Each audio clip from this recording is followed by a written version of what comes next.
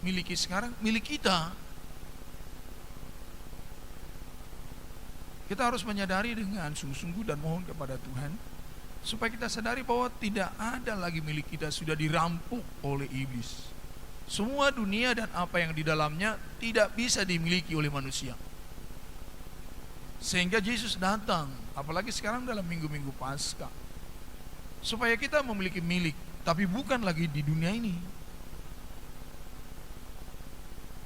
Itu sebabnya kalau kita lihat panggilan Tuhan kepada Abraham dari Ur Kasdim ke Kanaan, sebenarnya kan secara geografis, secara logika biasa ya sama aja, sama-sama di Timur Tengah. Kok mesti pakai begitu bertele-tele cerita ini? Tetapi sesungguhnya yang Tuhan katakan dalam pemikiran Allah satu saja, sederhana saja, bahwa apa yang dimiliki Abraham di Ur Kasdim bukan miliknya. Miliknya hanya satu, janji Tuhan, bukan tanah Kanaan, tapi janji Tuhan. Sebab ternyata tanah Kanaan itu pun tidak dimiliki sama dia, pergi ke Mesir. Ketika di Mesir pun tidak ada milik mereka, tetapi milik daripada Abraham sampai kepada keturunannya, yaitu firman itu, janji Tuhan itu. Itu sebabnya kita katakan tadi, firman-Mu, janjimu Tuhan tidak pernah berubah. Sebab itu sebenarnya milik kita. Tetapi seringkali iblis menipu kita, diri kita menipu kita. Kita kira semua firman Tuhan itu memberikan wujud-wujud nyata dunia ini, bahwa itulah yang sedang disasar firman. 1000 kali saya katakan dalam nama Yesus, tidak. Tidak ya. Tidak ada milik kita di sini. Nah itu sebabnya ketika kita ada ini, ada itu, kita harus tahu diberikan Tuhan itu untuk menjadi fasilitas bagi kita melayani Dia lebih sungguh-sungguh lagi. Itu saja. Itu sebabnya ditutup dalam kitab Ulangan kepada bangsa Israel setelah Musa menjelaskan detail sekali kepada angkatan kedua. Memang kita sudah ada di kitab Ulangan kemarin, tapi saya juga menyadari kemanusiaan kita kan seringkali ya begitu. Firman hari Minggu aja pun bisa kita lupa, tidak tahu apa itu. Sehingga kita tidak mengalami sesuatu pembaharuan. Kita senantiasa berteori bahwa kita sudah jadi Kristen dan ada di gereja. Padahal di dalam Ulangan sudah dikatakan, jadi apa yang dituntut Tuhan kepadamu setelah bangsa Israel tinggal selangkah lagi memasuki tanah Kanaan.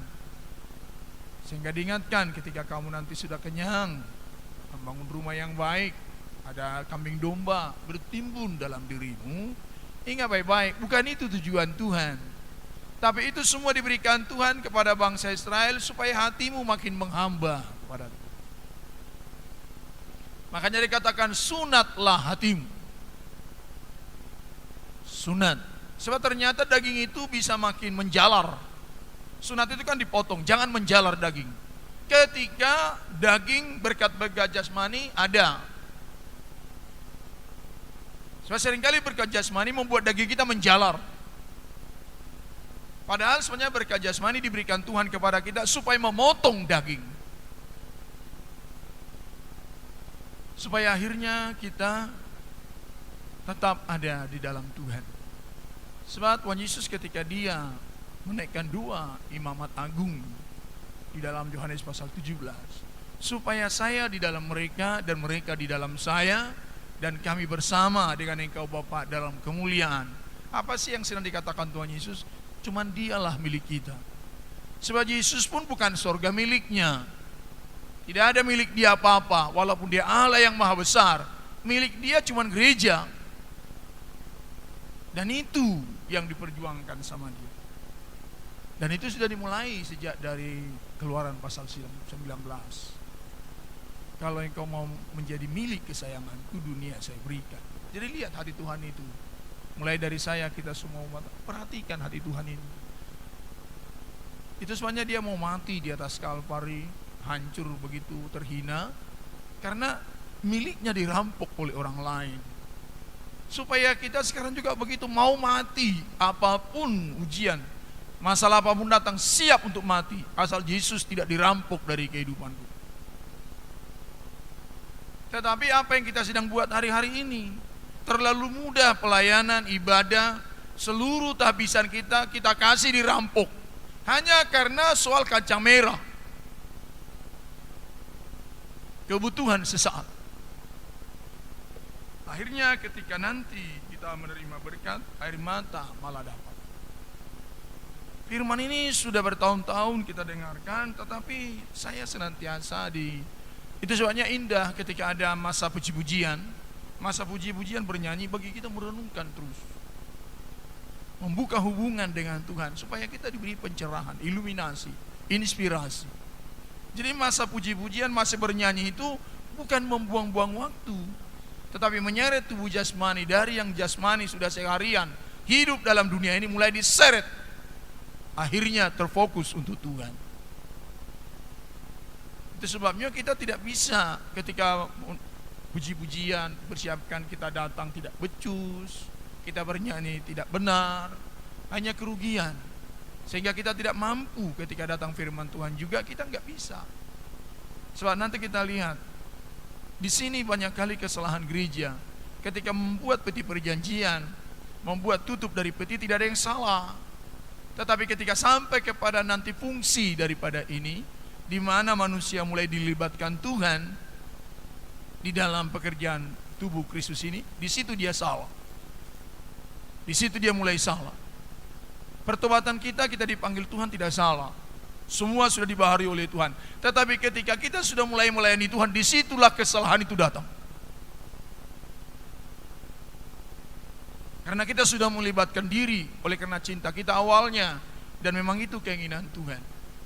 Sama dengan nikah, ketika masih pemuda-pemudi dia jaga kesuciannya. Salahnya nanti setelah masuk dalam nikah. Setelah masuk baru salah. Tidak bisa mempertahankan kasih yang tulus dan murni itu dengan kesucian yang terus makin prima, dengan semangat yang terus berapi-api.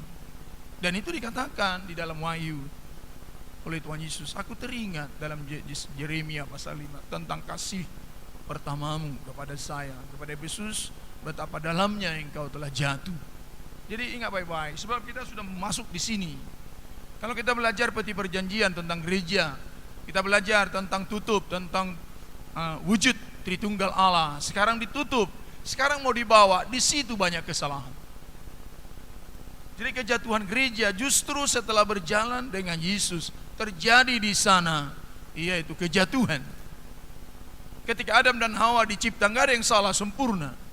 Tetapi begitu mereka bersekutu dengan Tuhan, jatuh manusia. Dan inilah menjadi kehancuran gereja hari-hari. Dan itu juga menjadi kehancuran kita. Ketika kita baru dipanggil Tuhan dengan firman Allah, begitu berapi-apinya kita. Tetapi begitu kita jadi pelayan, jadi imam, malah jatuh.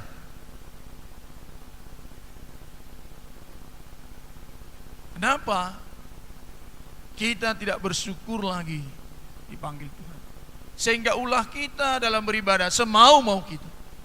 Sama dengan Ahasiweros bersama dengan Wasti. Adakah yang salah sama Wasti? Dia cantik, tetap bagus. Yang salah ketaatannya. Sementara Ahasiweros ingin memperkenalkan kecantikannya karena dia mengundang raja-raja supaya berpesta, memperlihatkan kecantikan daripada Wasti. Ternyata ketika diundang, Wasti nggak mau datang. Karena apa? Dia sibuk dengan pestanya. Dia sibuk dengan dirinya. Dan itulah kegagalan. Akhirnya kita makin lama mengiring Tuhan, makin drop. Akhirnya dikatakan apa? Aku tidak mengenal engkau, hai pembuat kejahatan. Itu soalnya kita umat Tuhan di Batam Kota harus terus kita mengadakan suatu introspeksi yang dalam, check and recheck, di mana kita sedang berada, supaya akhirnya kita tidak dirugikan. Saya sangat yakin Tuhan yang memanggil saya tidak akan rugikan saya selama saya tidak mau merugikan diri. Sehingga saya rindu supaya seluruh imam, Anda di belakang sana, saya nggak ngerti maksudnya itu apa, sementara di depanmu kursi kosong.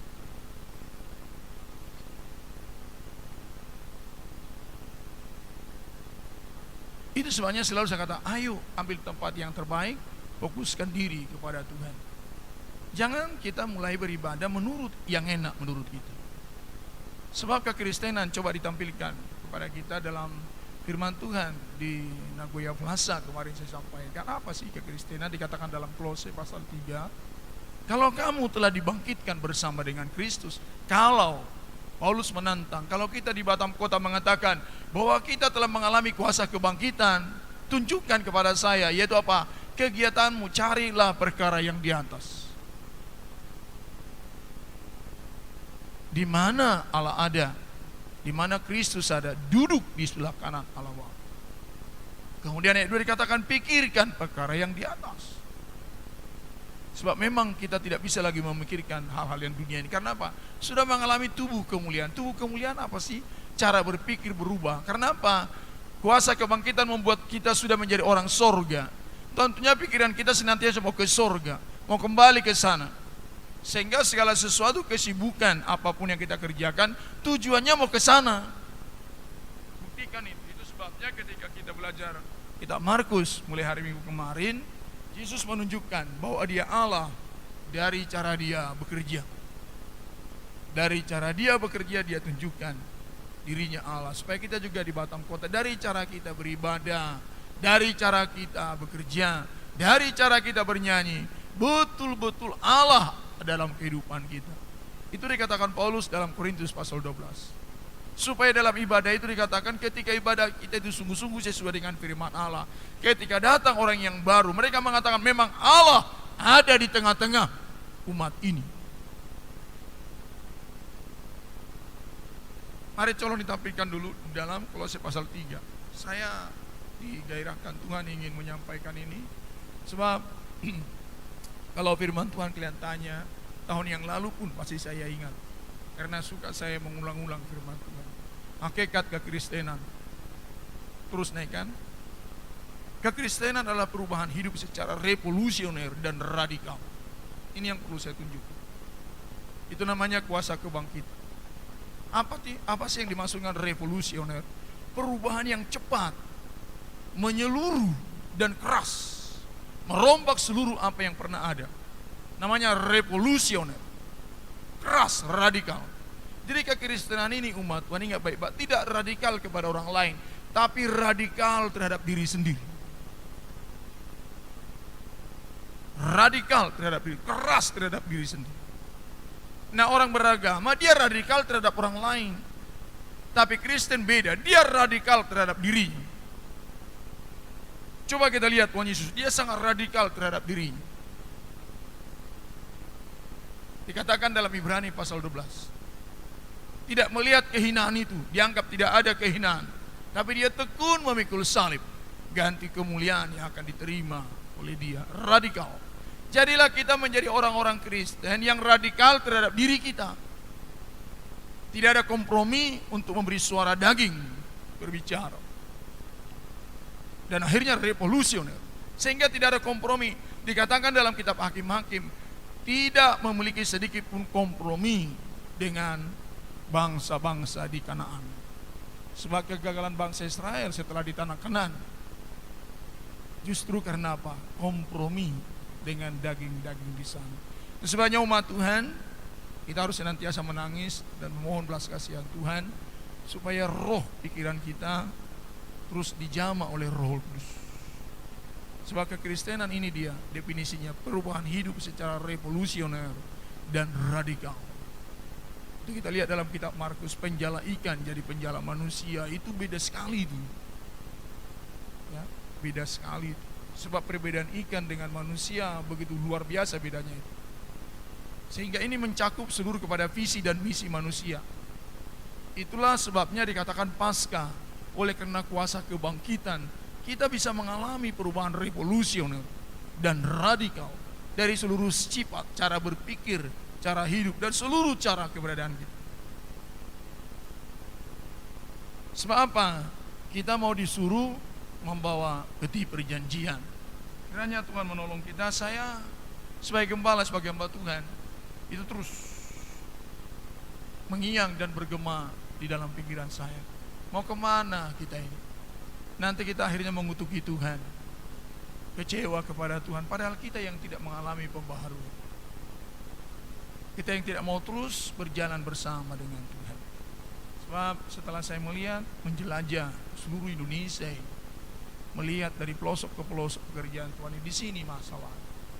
Ketika sudah mulai diajak Tuhan menyatu dengan Dia, kesetiaan daripada istri, kesetiaan daripada mempelai wanita itu tidak konsisten. Begitu memang ya, tidak konsisten kita terhadap apa yang kita sudah terima dari Tuhan. Itu sebabnya kemarin saya bertemu dengan muda-mudi di sini, tapi saya bersyukur pertanyaan mereka jauh lebih dahsyat daripada pertanyaan kita. Rupanya mereka bukan orang-orang yang kita nggak bisa sembarangan seperti kita, lebih rohani dari mereka. Mereka jauh lebih cerdas dari kita.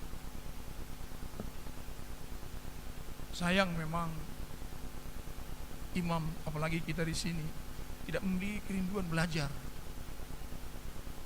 Tapi saya juga tahu, sebab memang kalau saya lihat selalu angkatan-angkatan akhir yang dipersiapkan oleh Tuhan. Dan kita juga umat Tuhan, mari kita persiapkan diri kita. Jangan pernah merasa sudah cukup, supaya jangan ada di hati kita nanti kemurtatan. Sebab kita mau melayani Tuhan, alami kuasa kebangkitan, bekerja untuk perkara yang di atas, berpikir untuk perkara yang di atas, supaya pada ayat 4 dikatakan, ketika nanti Yesus datang, kita akan bersama dengan Dia. Itu dikatakan oleh Kolose. Sehingga dia detailkanlah mulai 5, bagaimana kekristenan itu dioperasionalkan. Semoga Tuhan menolong kita, sehingga dalam PA ini jangan ya umat Tuhan memenuhi waktu-waktu, kasihan kita ini ya, harus terus makin menyala di dalam Tuhan.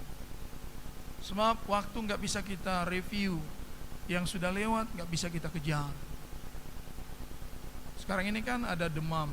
Begitu kemarin ada wali kota di Jakarta, banyak menangis karena dia kalah. Saya gak menangis, saya tidak sedih juga, tetapi saya memiliki langkah. Kalau pribadi ini sudah menunjukkan dia Kristen, kita juga tunjukkanlah. Sebab gak ada gunanya kita menangis ini itu, sedih segala macam, tapi kita tidak mengikuti jejak. Sebab Yesus begitu ditangisi oleh orang-orang Yerusalem. Aduh gimana orang baik, dia disalibkan segala macam. Yesus katakan, kamu usah nangis kamu, ikuti jejak saya.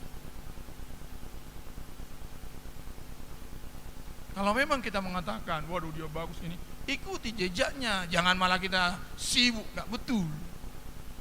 Sebab seringkali kita begitu, perasaan kita yang maju, bukan pikiran kita yang menangkap. Pikiran kita menangkap, sehingga kita bukan menjadi sesuatu fanatisme. Tetapi lihat, kalau dia sudah berjuang begitu, saya juga harus berjuang, menunjukkan bahwa firman Allah ya dan amin. Amin umat Tuhan. Sehingga bukan kebencian kita yang lalu, ya orang ini begini. Itu kerjaan orang tidak tahu firman Tuhan. Kerjaan kita apa? Contoh jejak itu, supaya akhirnya Tuhan dimuliakan, Tuhan dibesarkan, sehingga tidak kebencian datang, tidak ini datang, yang datang itu makin menyala melayani Tuhan. Sehingga semua apa yang ada ini dibuat Tuhan mendorong kita mengasihi dan melayani Dia dengan baik. Sebab kita akan masuk di poin ini. Ada banyak saya lihat di jejaring umat Tuhan berkomentar ini dan itu segala macam. Pikiran saya, kok kerdil pendeta-pendeta ini, nggak ada otaknya. Kalau memang ada otak kita sebagai umat, contoh itu, supaya ada ribuan seperti manusia begitu. Yesus itu besar, amin umat Tuhan. Tapi kalau kita sibuk ini itu nggak ada gunanya. Malah orang sana kata-kata akan katakan, ya kapok kau di situ, menangis kau di situ. Tapi kalau kita mau puji Tuhan, maju lagi. Sebab itu yang dikatakan oleh Kristus, contohlah aku, kata Paulus. Kita contoh Kristus, puji Tuhan, amin umat Tuhan. Shalom umat Tuhan. Ya contoh itu ya imam-imam. Tunjukkan dari seluruh bahasa tubuhmu, dari cara dudukmu, dari cara ibadahmu, betul-betul imam.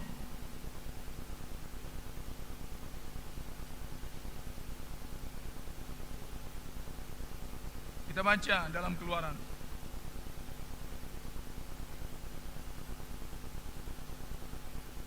pasal yang ke-25.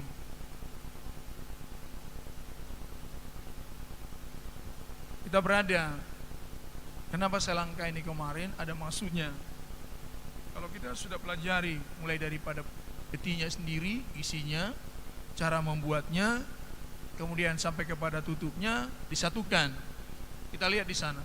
Jadi ketika gereja itu menyatu dengan Kristus, bukan lagi gereja yang nampak, tapi Shekinah glory, kemuliaan Tuhan. Tolong pernah naikkan dulu ya, peti perjanjian.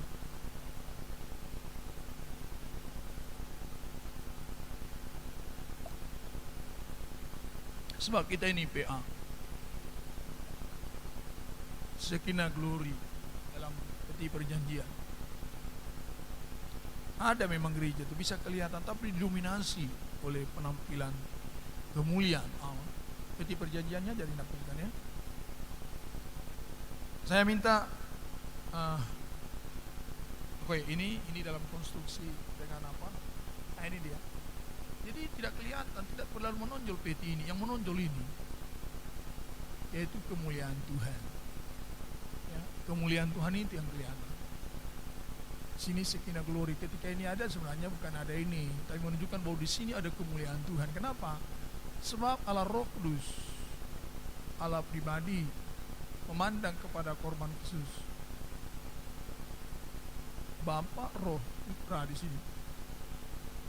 Mereka satu kesatuan, hanya memandang kepada peti ini. Peti yang bagaimana? Di sini ada kan percikan darah 7 kali, menunjuk gereja yang mengalami kuasa kebangkitan. Sementara di sini ada percikan darah 7 kali, menunjuk gereja yang sudah dirubah secara revolusioner dan radikal. Sehingga inilah gereja yang dikatakan biji mata Tuhan. Kesinilah mata Allah memandang siang dan malam. Ya, ke situ. Sehingga yang kelihatan itu kemuliaan Allah. Sehingga gereja itu dikatakan menjadi tahta, membawa yaitu anugerah Allah pada dunia ini. Di mana gereja itu berkarya, apa yang kau ikat di bumi terikat di sorga. Itu kan menunjukkan tahta Allah. Supaya berfungsi gereja sebagaimana kehendak Allah. Allah tidak kelihatan, tetapi kita nampak dia dari penampilan gereja. Sebagaimana yang sudah dikerjakan Tuhan Yesus, bahwa tidak seorang pun dapat melihat Allah, tetapi Yesus anak tunggal Allah telah menyatakannya. Sehingga itu yang diminta Tuhan kepada kita mempelajari ini. Sebab ini alat yang dituju oleh seluruh tabernakel. Ini kan Allah di ruangan maha suci. Kenapa Allah heran memulai ini? Ketika menyusun nanti kita lihat, ini semua selalu disusun lebih dulu. Maksudnya apa? Bahwa tujuan Allah selalu menunjuk kepada gereja, goalnya harus tahu dulu. Goal kita harus tahu bahwa kita mau menjadi satu dengan Tuhan di ruangan maha suci. Sehingga ini yang mau sasaran gereja. Nah ketika ini nanti ini proses mau ke sana. Ketika ini ada ini semua sarana menuju ini. Ya. Itu sebabnya Allah dibuat dulu ini yang utama. Tujuannya dulu kita tahu. Nah supaya nanti kita sudah tahu tujuannya, dimulai dari sini, yaitu percaya, pintu gerbang.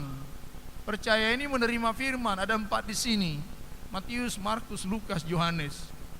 Ini menjadi pintu gerbang. Menerima Yesus adalah firman. Kemudian sampailah kepada mezbah korban bakaran. Menerima Yesus yang telah berkorban, yang telah mati dan bangkit untuk kita. Kemudian di sini menerima Yesus dalam hidupnya yang baru, itu baptisan air. Kemudian masuk di sini ada 5 tiang. Ini menunjukkan semua diri kita dalam kehidupan kita, daging lama kita dimatikan, yaitu angka 5, angka salib Kristus, berbicara Roh Kudus. Sebab ada 5 tiang di sini, menunjukkan 5 luka Yesus, mematikan seluruh daging kita oleh pekerjaan Roh Kudus, pintu kemah. Sehingga setelah kehidupan kita dikuasai Roh Kudus, baru bisa kita di ruangan suci. Apa arti di ruangan suci? Ibadah yang dikerjakan sesuai dengan kehendak Allah. Di ruangan suci ini apa yang ada supaya kita terus bisa mempertahankan kesucian itu, yaitu bersaksi dan jadi saksi, mau ditempa jadi pelita. Kemudian terus menyatu dengan firman Tuhan, meja roti. Kemudian setelah ini ada kelihatan, ibarat kita terus di dalam penyembahan.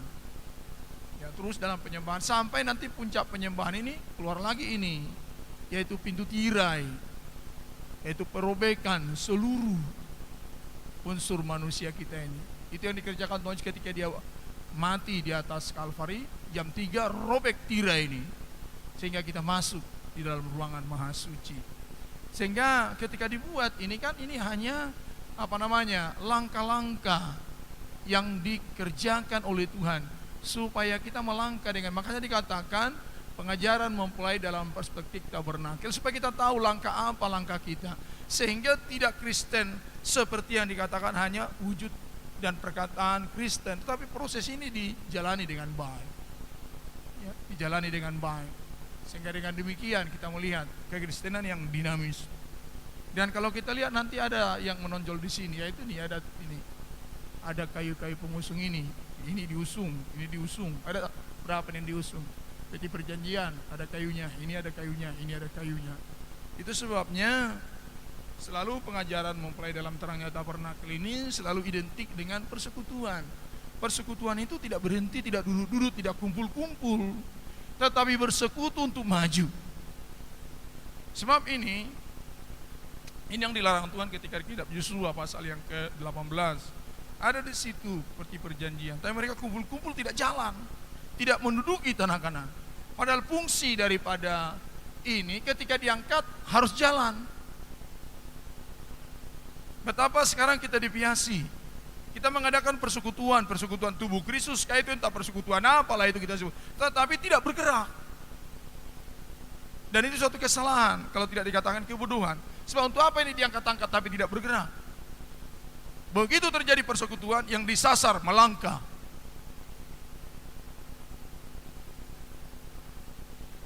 Sebab menggerakkan ini adalah persekutuan. Jadi sama-sama bersekutu untuk maju.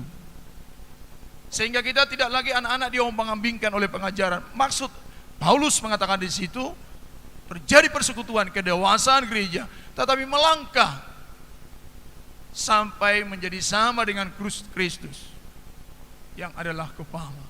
Yang diterjemahkan oleh bangsa Israel ketika kemah suci sudah ada di tanah Kanaan, mereka di situ kumpul, tidak melangkah, tidak menduduki.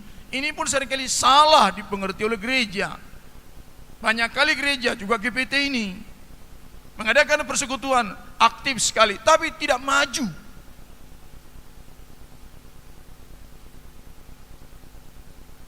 Tidak memperluas, tidak menduduki tanah Kanaan. Dan itu sampai nanti di Hakim-Hakim. Sudah di kitab Yosua masih nongkrong, di Hakim-Hakim masih ada satu suku lagi, suku Dan.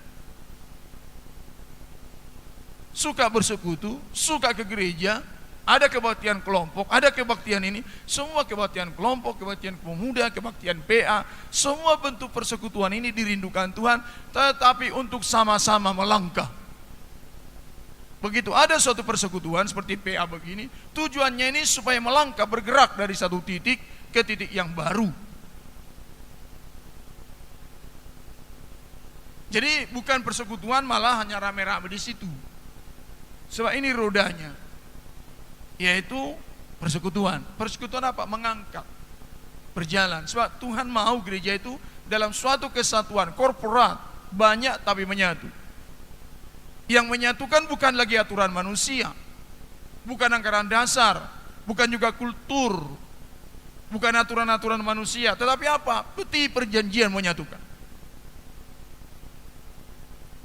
Ada persekutuan banyak di dunia ini. Persekutuan satu marga, satu kampung, satu kota, satu negara. Tetapi persekutuan gereja bukan itu. Persekutuan gereja karena disatukan oleh pergerakan Allah. Persekutuan gereja karena disatukan oleh firman Tuhan. Meja roti. Persekutuan gereja oleh karena penyembahan. Jadi persekutuan itu esensinya untuk melangkah. Jadi kalau disuruh kita bersekutu, tujuannya melangkah. Itu Efesus pasal 4 menjelaskan. Satulah, satu hati, satu pikiran, satu, supaya maju. Sebab memang itu, kita selalu mengatakan negara kesatuan, menyatulah, supaya negara ini maju. Jangan terpecah. Begitu juga kita di Batam Kota, menyatulah dalam satu pikiran. Kemarin saya ada ditanya dalam pemuda-pemudi, kenapa ya Di gereja itu selalu ada salah paham pendeta dengan jemaatnya. Saya jawab, ya karena terlalu banyak paham. Pendetanya punya paham, jemaat punya paham, akhirnya nggak bisa ketemu. Makanya jangan ada paham. Yang ada apa? Firman Tuhan yang membawa. Jangan paham.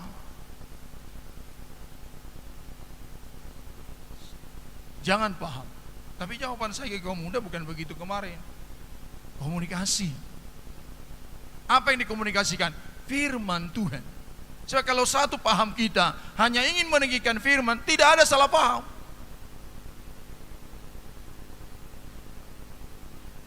Begitu ada salah paham, karena pahamnya beda. Kalau paham kita hanya firman Tuhan, salah apa?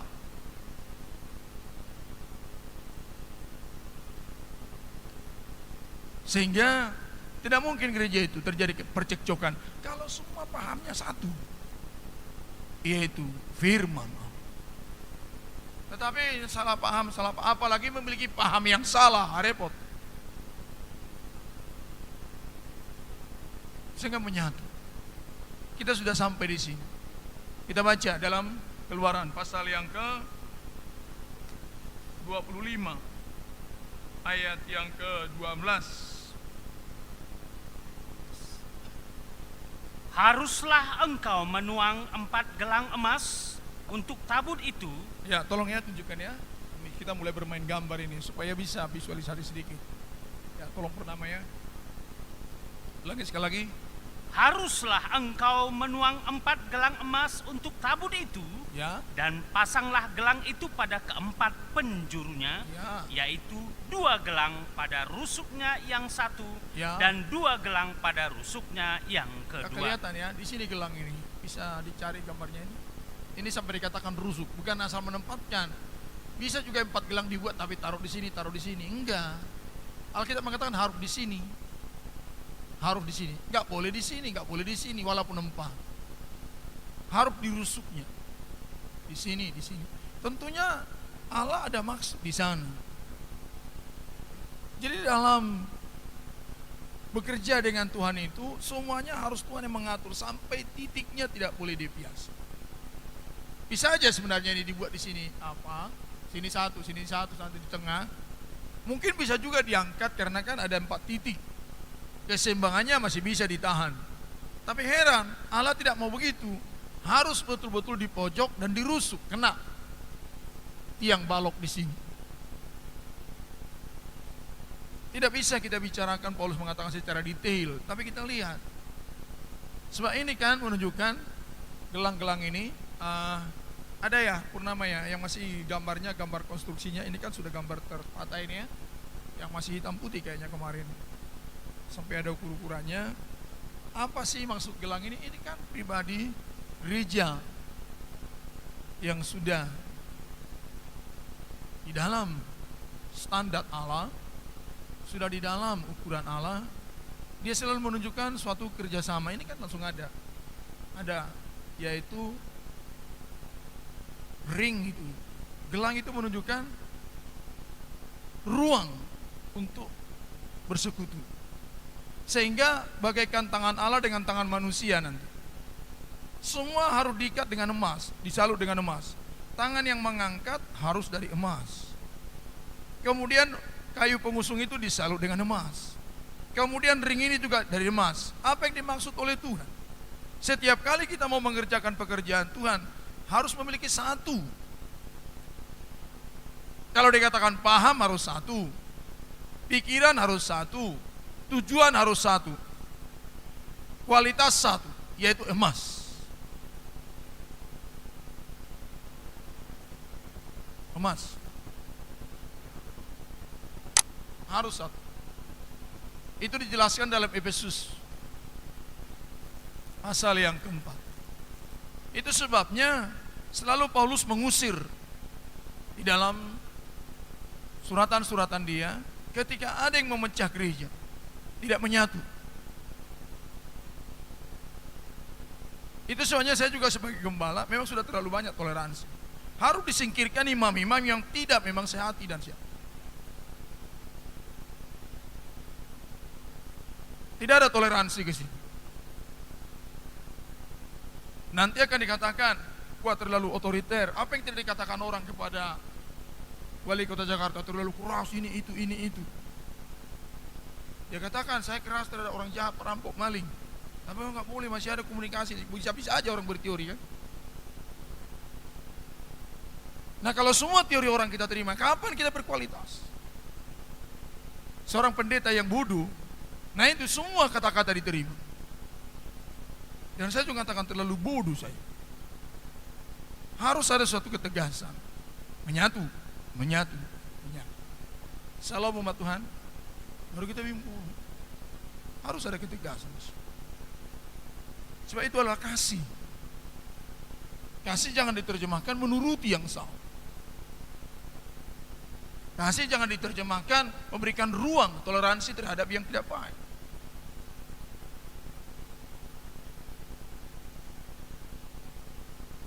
Sehingga maksud Tuhan supaya akhirnya sama. Sampai dikatakan jangan ada ragi. Apa sih ragi? Sampai hal-hal sekecil apapun tidak boleh merusak kesatuan gereja. Sebab ragi nanti dibiarkan, toleransi terhadap kesalahan, itu akan terus. Ragi kan sifatnya begitu. Kalau kita kasih ragi ke tape, tadi kan singkong ya. Sedikitnya ragi kita kasih, lama-lama semua singkong jadi busuk. Itulah ragi. Itulah imam. Kalau sudah bermain-main dengan tabisannya, dia sendiri akan rusak semua.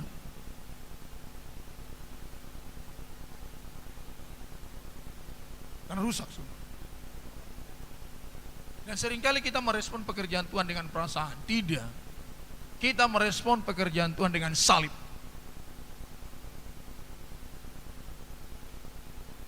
Dengan salib. Supaya akhirnya jadi baik. Apakah kejam? Tidak juga.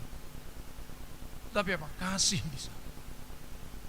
Sebab ketika kita bertobat dengan baik, lihat anak yang hilang itu, bapaknya langsung rangkul. Tapi ketika dia tidak bertobat di kandang babi, dibiarkan situ. Itu kasih. Sehingga dengan demikian akhirnya tetap terjadi pembaruan dan penyucian. Nah, untuk sampai ke sana doa. Sebab doa itu membuat kita bisa tegar.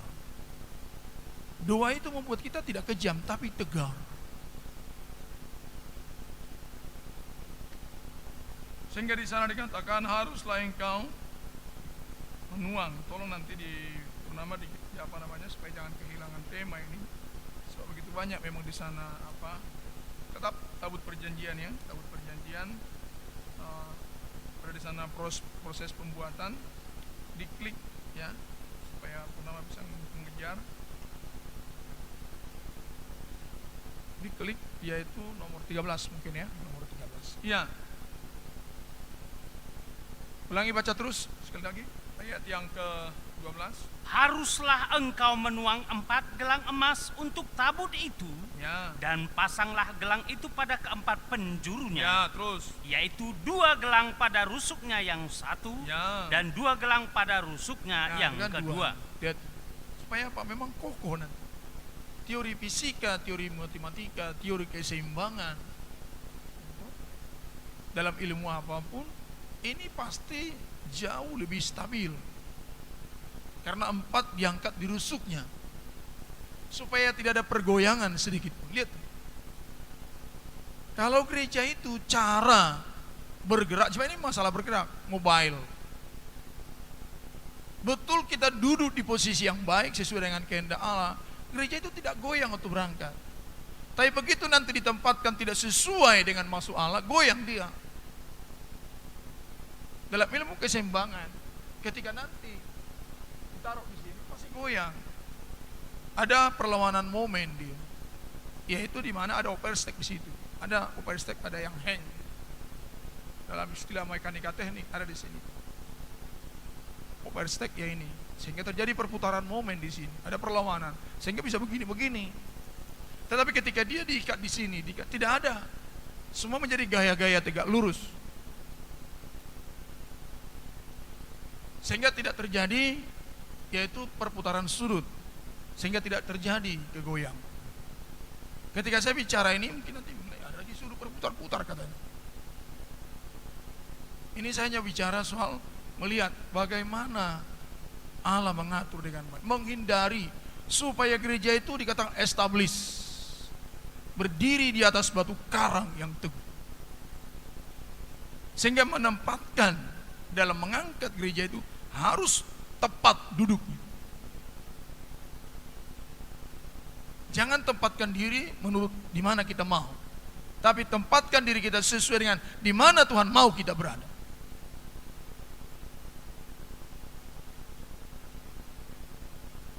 Kemudian setelah itu baca, engkau harus membuat kayu pengusung dari kayu penaga. nah kayu pengusung tadi, ya udah tahu, kenapa sudah bisa ya. Sekarang tunjukkan kayu pengusung supaya bisa mengklip pindah-pindah maksud saya ya. Ya kita sabar karena memang ya begitulah ya. Ada gambar nggak mudah. Nah ini kayu pengusung. Nah ini. Jadi ini masuknya kayu pengusung. Allah sudah menempatkan dia di posisi yang baik. Nanti dalam mengusung ini ada alat di sini. Tetap kesucian. Di dalamnya memang dari kayu penaga ini, tetapi disalut dengan emas. Sehingga pertemuannya emas dengan emas. Supaya masuk ini. Sebab nanti bangsa Israel di sini memikul. Sebab ini semua gambar persekutuan. Makanya gereja selalu sifatnya persekutuan. Gak bisa kita melakukan pekerjaan Tuhan tanpa persekutuan. Yang dimaksud persekutuan sama-sama terbeban, sama-sama pemikiran yang sama, itu dikatakan dalam Efesus pasal yang ke-4. Oke, baca sedikit ya, Efesus pasal 4. Supaya makanya selalu kita katakan persekutuan.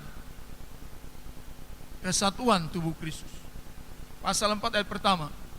Efesus.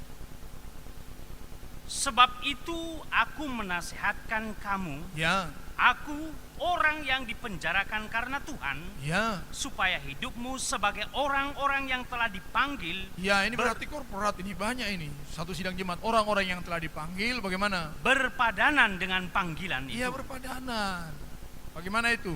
Hendaklah kamu selalu rendah hati, Sama-sama rendah hati. Apalagi? lemah lembut, Sama-sama lemah lembut. Apalagi? dan sabar. Nah, itu sifat pribadi. Nah, per pribadi kalau sudah memiliki sifat ini, kemana laju? Baca. Tunjukkanlah kasihmu dalam hal saling membantu. Nah, itu dia. Saling membantu. Saling membantu untuk apa? Saling membantu dalam memikul pekerjaan Tuhan ini.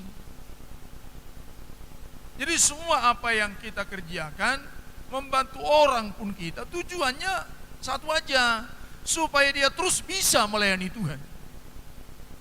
Sehingga tidak ada motivasi apa-apa di sana, bukan karena kita satu gereja, bukan karena satu marga, bukan karena dia lebih dekat sama kita, bukan karena itu. Nanti hilang namanya kata adil. Sebab adil itu yaitu sama terhadap semuanya, tanpa melihat kaum, suku, bahasa.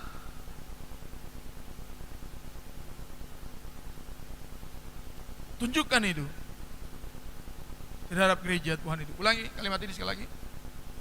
Tunjukkanlah kasihmu dalam saling membantu. Tunjukkanlah kasihmu dalam hal saling membantu. Nah, saling membantu. Sebab pekerjaan Tuhan ini harus diangkat. Sudah sampai dikatakan Tuhan Yesus, kalau ada berkumpul 2-3 orang, saya ada di tengah-tengah mereka. Jadi pekerjaan Tuhan bisa ringan kita ketika kita menyatu. Nikah itu kan pekerjaan Tuhan, betul ya umat Tuhan? Saya tanya, nikah pekerjaan Tuhan? Pekerjaan Tuhan. Bagaimana supaya nikah jadi ringan? Kesatuan dari suami, istri, dan anak. Ketika kesatuan di situ dibangun dengan baik, ringan itu nikah. Beban apapun yang datang bisa dipikul. Tetapi ketika nanti nikah itu tidak ada kesatuan, berat.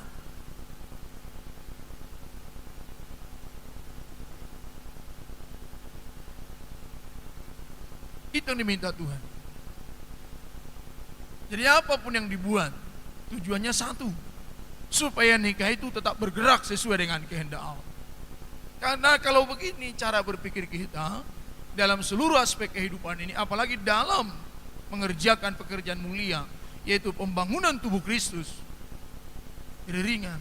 Betapa beratnya dirasa Musa membawa bangsa Israel. Tenaga ada, potensi ada, penduduk 2 juta, tetapi jadi berat. Karena apa? Tidak terjadi kesatuan.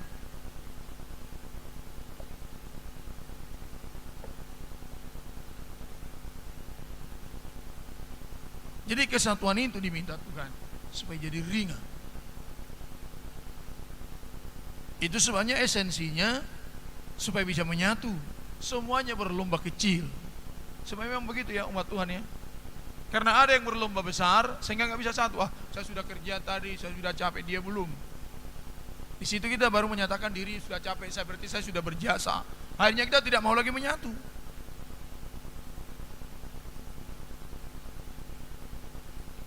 Dalam hal saling membantu terus. Dan berusahalah memelihara kesatuan roh. Nah mulai itu satu roh, apalagi? Oleh ikatan damai sejahtera. Iya, satu roh, bukan karena ikatan yang lain-lain. Karena satu kampus, satu kenalan, satu marga, satu ini. Bukan. Tetapi karena disatukan oleh ikatan damai sejahtera. Apa sih ikatan damai sejahtera? Saya mau tanya umat Tuhan, apa sih damai sejahtera kita? Tolong lihat saya, apa damai sejahtera kita? Hah? Sudah puluhan tahun kita ini jadi Kristen. Apa sih damai sejahtera kita? Kadang-kadang kita gagah sekali kita kan, saya sudah tahu firman Tuhan. Saya sudah berkhotbah dari bukit ke bukit, gunung ke gunung. Ditanya apa damai sejahtera kita? Baru kita kan, karena hati saya damai. Bukan itu damai sejahtera yang dimaksud di sini. Damai sejahtera kita apa? Darah Yesus telah memperdamaikan kita dengan Allah. Amin umat Tuhan. Itu damai sejahtera. Jadi ikatan damai sejahtera yang dimaksud karena darah Yesus telah mengikat kita menjadi satu tubuh. Puji Tuhan, amin. Itu soalnya setiap kali perjamuan suci. Bukankah roti yang kita pecah-pecahkan ini ada dari satu roti besar? Roti itu apa? Kristus. Dipecahkan kecil-kecil sesuai dengan jumlah kita, sehingga walaupun kita banyak tapi dari roti yang satu, esensinya satu. Bisa ditangkap itu umat Tuhan? Kan saya katakan dari pas, saudaraku kekasih dalam nama Yesus, bukankah roti yang pecah-pecahkan ini satu dalam tubuh? Amin. Tapi kita nggak tahu apa. Ketika kita mengangkat roti itu, maksudnya lihat bahwa kita dari satu kesatuan, dipecah ke sana, dipecah ke sini, supaya satu. Amin umat Tuhan. Amin ya. Supaya satu. Yang menyatukan apa? Roti itu. Tubuh Kristus yang terpecah itu. Ada sama sana, ada sama sini, sama sini. Kalau itu dikumpulkan jadi roti yang sama dengan Yesus. Bisa ya? Saya mungkin harus berubah lagi cara mengajar ini. Sebab semua kesalahan di saya. Ini satu unit roti, betul ini? Saya pecah begini. Pecah begini, gini kan? Satu begini. Apa boleh buat? Satu begini, betul ya? Satu begini. Nanti dipecah sampai habis ini. Ketika dikumpulkan ini sama besarnya dengan satu tadi, amin. Loh, amin umat Tuhan. Amin. Jadi besarnya kita sama dengan Kristus ketika kita semua satu. Sehingga ketika diucapkan, bukankah roti kita satu ini? Kumpulkan baliklah ini, kumpulkan semua kumpulan. Akhirnya menjadi satu seperti tadi.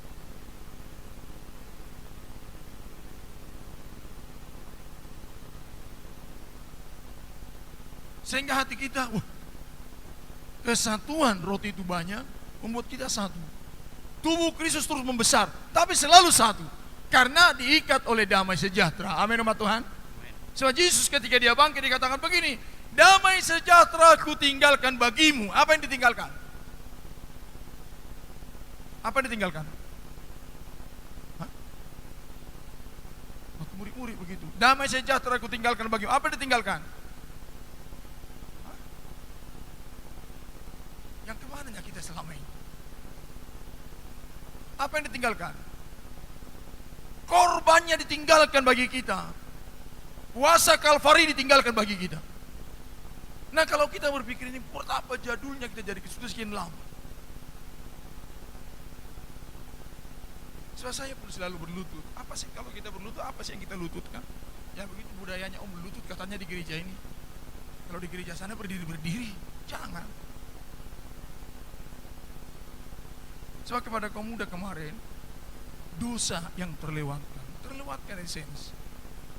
Mereka memuji Tuhan tanpa pikiran dan tanpa hati, jadi dosa. Dalam Matius 23 dikatakan, kamu memberikan persepuluhan sampai persepuluhan selasi, sampai persepuluhan terkecil-kecilnya, kalau 5 sen per bulannya sampai 1 dihitung. Tapi ditinggalkan keadilan, kasih. Padahal semua ini harus semua dikerjakan, jangan satu terlewat. Betapa setianya kita, kalau hari Selasa kebaktian ini jam sekian datang ini, tapi karakter kita tidak berubah. Akhirnya dikatakan dosa, sin of omission. Seharian saya berpikir tadi, seharian ini di hati saya, cobalah kalau semua imam-imam ini mengikuti kaum muda bergerak, mendengar firman Tuhan, betapa diberkatinya. Tapi kita kan hilang kerinduan. Yang menonjol kami kan ini itu, entah apa di pikiran kita. Sementara firman Tuhan selalu datang. Tapi Tuhan itu ya dan amin. Dia tahu semua miliknya, bahwa dia tidak salah pilih. Percayalah umat Tuhan, dan tetapkan diri kita di posisi yang benar, bahwa kita dipilih Tuhan. Amin umat Tuhan. Amin umat Tuhan. Amin umat Tuhan. Amin. Amin umat Tuhan. Amin. Amin. Kalau remaja kemarin amin, amin. Amin. Kalau kita amin, amin. Amin. Terlalu banyak dosa kita. Amin umat Tuhan. Amin. Nah, itu udah hilang dosa itu kan.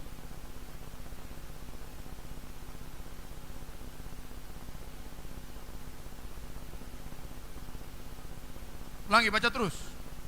Satu tubuh Satu tubuh, dan satu roh, satu roh. sebagaimana kamu telah dipanggil kepada satu pengharapan. Apa sih pengharapan Yesus dulu? Selalu ke Yesus firman ini. Sebab pengharapan kita sama Yesus. Jadi satu ini satu pengharapan, satu Yesus. Sebab tema daripada Alkitab, Yesus pengharapan gereja. Sehingga sampai kepada setelah kesatuan ini terjadi, ayat 13. Sampai kita semua telah mencapai kesatuan iman Nah, kesatuan iman, lihat, kesatuan iman itu apa? Terus, dan pengetahuan yang benar tentang anak Allah, pengetahuan yang benar tentang anak Allah, itu persekutuan gereja. Apa itu terus? kedewasaan penuh, Dewasa secara matang. Terus, dan tingkat pertumbuhan yang sesuai dengan kepenuhan Kristus. iya. Tujuannya apa? 12. Habis 12? Berapa sekarang? 14, baca. Sehingga kita bukan lagi anak-anak. Tahu anak-anak? Anak-anak tidak tahu kerjasama. Dia tahunya main-main. Yang lain sudah mengangkat, dia ketawa-ketawa. Bukan gak polos. Saya tanya, anak-anak polos enggak umat Tuhan? Semangat. Terus saya tanya, jujur. Tapi tidak tahu kerjasama.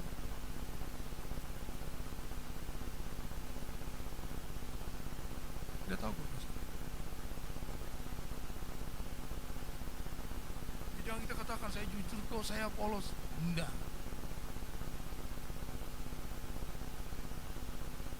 Sehingga kita tidak lagi anak-anak. Anak-anak apa? Dalam cara bekerja. Makanya di dalam Roma pasal 12 jelas sekali. Bersukacitalah dengan orang yang apa? Bersukacita. Menangislah dengan orang apa?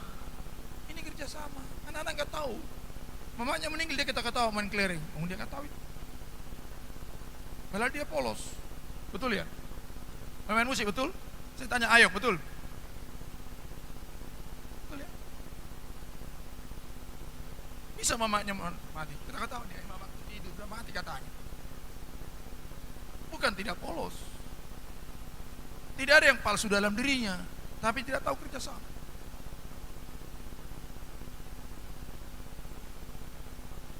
Jadi kerjasama ini berkualitas sekali. Begitu kita katakan, saya rohani kok, saya sungguh-sungguh kok, saya berpuasa kok, banyak kok, tapi nggak bisa kerjasama. Disitulah rohani kita anak-anak. Sebab persekutuan itu menunjukkan kedewasaan rohani. Sama-sama memikul untuk maju. Sebab di sini salahnya. Sebab nanti ini kita lihat, ketika membangun semua ini nggak pernah salah. Begitu nanti cara memikul salah. Itu akan ditunjukkan dalam satu tawari. Salah. Tidak emas dengan emas, tetapi daging dengan emas. Di mana Salomo dulu? Daud. Coba mengangkat peti perjanjian, bukan emas dengan emas. Peti perjanjian tetap emas. Kayu pengusung emas, tapi yang mengusung lembu mati.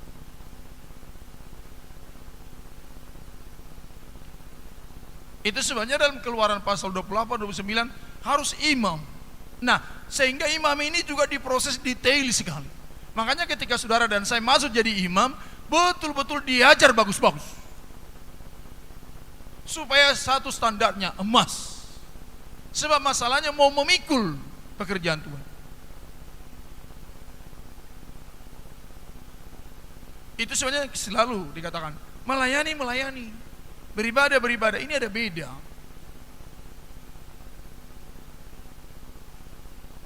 Coba kalau nanti dilihat Keluaran itu, di pasal 28 baru dia bicara imam-imam dalam pakaian, imam-imam dalam tabisan, supaya bisa dipikul, supaya semua standar emas, sehingga Allah bergerak, pekerjaan Tuhan bergerak, tanah kanan direbut, musuh-musuh dikalahkan.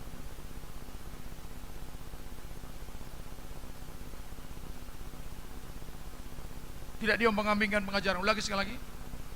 Sehingga kita bukan lagi anak-anak yang diombang-ambingkan oleh rupa-rupa angin pengajaran, Ya, terus. oleh permainan palsu manusia dalam kelicikan mereka yang Ini menyesatkan. rupanya itu ya, yang membuat persekutuan itu tidak sulit.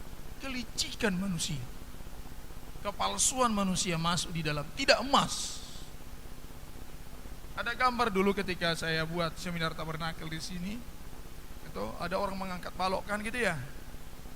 Angkat balok ketika kami dulu seminar di Surabaya, kan ada masjid di situ sebenarnya, tapi daripada nanti lama mengutak-utik itu angkat balok dulu. Rame memang. Tapi sementara rame ada dua orang yang main-main. Ayo. Malah ada yang gelantungan di situ. Sementara orang angkat dia gelantungan, sehingga merusak.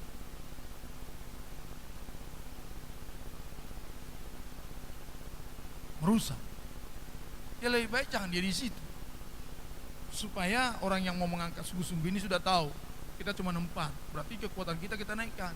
Daripada di situ 8 orang, satu gelantungan, satu hanya ketawa-tawa, dikira banyak, tak tahu tidak ada tenaga. Jadi berat. Yang diminta Paulus di sini, kesehatan itu mendatangkan tenaga maksimal.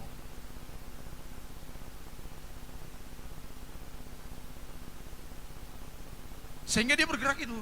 Terus habis sih, Tetapi dengan teguh berpegang kepada kebenaran di dalam kasih, nah kebenaran itu apa? Betul-betul sehati, sejiwa, menyatu seperti Yesus menyatu dalam kepribadiannya Tritunggal. Menyatu sebagaimana peti dengan tutup, menyatu. Betul-betul menyatu. Nah kalau sudah menyatu, baca terus. kita bertumbuh di Nah, dalam segala hal langsung ke arah Dia. dinamika, pergerakan. Jadi tolong umat Tuhan, persekutuan selalu menunjukkan pergerakan maju. Bayangin kita bikin KKR di sana, bikin KKR di sini, KKR di sini, KKR di sini, tapi tidak maju rohani kita, tidak maju pelayanan kita. Itu sama saja dengan pesta adat dibikin orang sana, pesta nikah di sebelah sini, STM di sebelah sana, STM di sebelah sini. Tidak ada kemajuan yang gerai. Sementara gereja maju. Makin banyak persekutuan kita buat. Ada persekutuan muda-mudi, ada persekutuan remaja. Kemajuan harus menjadi ukuran. Bukan hebohnya, tapi kemajuan menjadi parameter. Sama dengan pemain musik ini, ada semua alat ini, alat. Tapi kalau nggak maju mainnya, merusak ini. Harus maju dia. Maju dalam harmoni, maju dalam kesatuannya, maju dalam kerjasama. Lompat ini.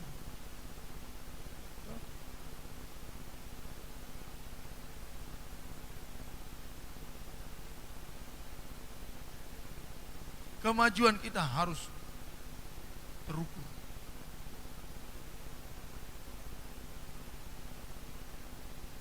Sehingga kita makin melihat kemajuan pelayanan kita. Ketika tadi saya lihat tikus ini menunjukkan kita kotor. Padahal tidak pakai disapu ini kan, tapi bisa tikus bersarang. Makanya besok semua pengerja cari tikus.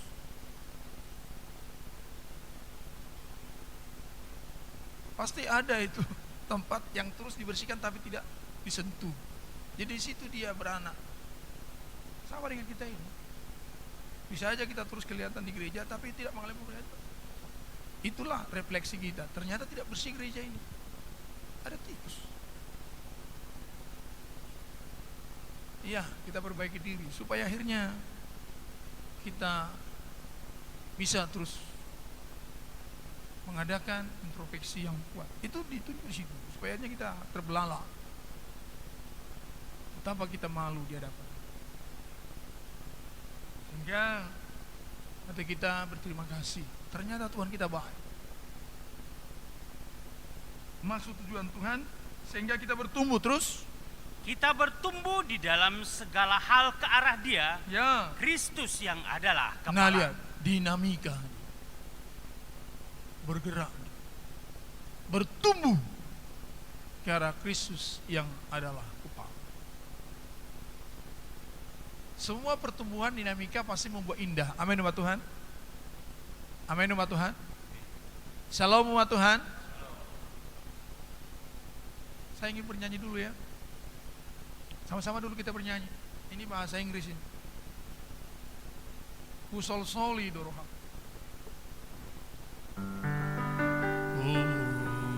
Kusol soli doroha.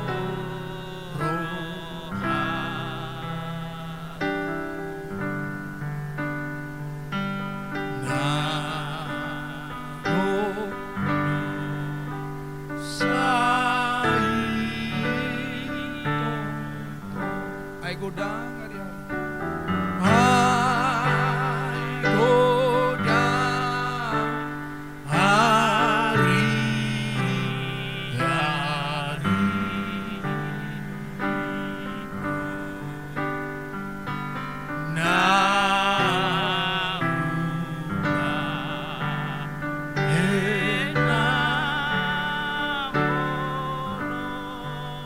Pernah kita selalu menyesal?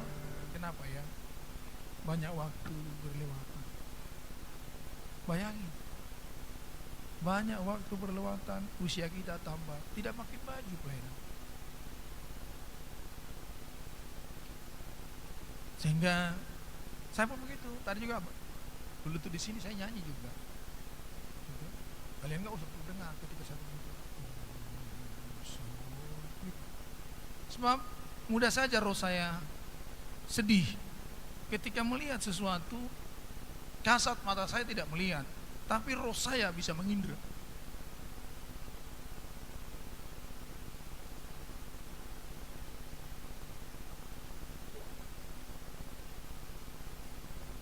Itu sebabnya kita harus berdoa supaya akhirnya kita bertumbuh ke arah Dia, Kristus yang adalah. Supaya ini terjadi dinamika. Sebab ternyata ini di sini. Kita kembali dalam Keluaran pasal yang ke-25. Ayat yang ke-13. Engkau harus membuat kayu pengusung dari kayu penaga, Ya, dan menyalutnya dengan emas. emas. Lihat, cincinnya sudah emas. Kayu penaga emas. Baca terus. Haruslah engkau memasukkan kayu pengusung itu ke dalam gelang yang ada pada rusuk tabut itu, Ya. supaya dengan itu tabut dapat diangkut. Ya, dapat diangkut. Jadi yang salah nanti kita lihat di sini dalam cara mengangkut. Sebab inilah yang dikatakan Paulus, untuk inilah gereja itu ada, supaya dia bergerak menjadi navigasi, menjadi navigator, alat penunjuk arah, menjadi pemimpin untuk memimpin seluruh manusia ini mengenal Allah. Gereja itu, persekutuan gereja dengan Kristus tujuannya apa? Dia di depan. Dia di depan untuk membawa jiwa-jiwa kepada Tuhan. Dikatakan menjadi penjala manusia. Itu makanya ketika peti perjanjian mulai bergerak, yang mengangkut imam-imam. Tidak boleh tidak imam. Kita konfirmasi dengan satu tawari. Apa yang dibuat oleh Daud? Kesalahan.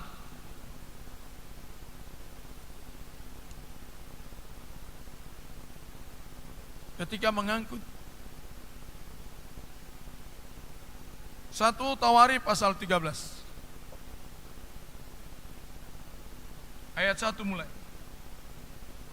Daud berunding dengan pemimpin-pemimpin pasukan 1000 dan pasukan 100 dan dengan semua pemuka. Bagus kan? Lihat, bagus ini.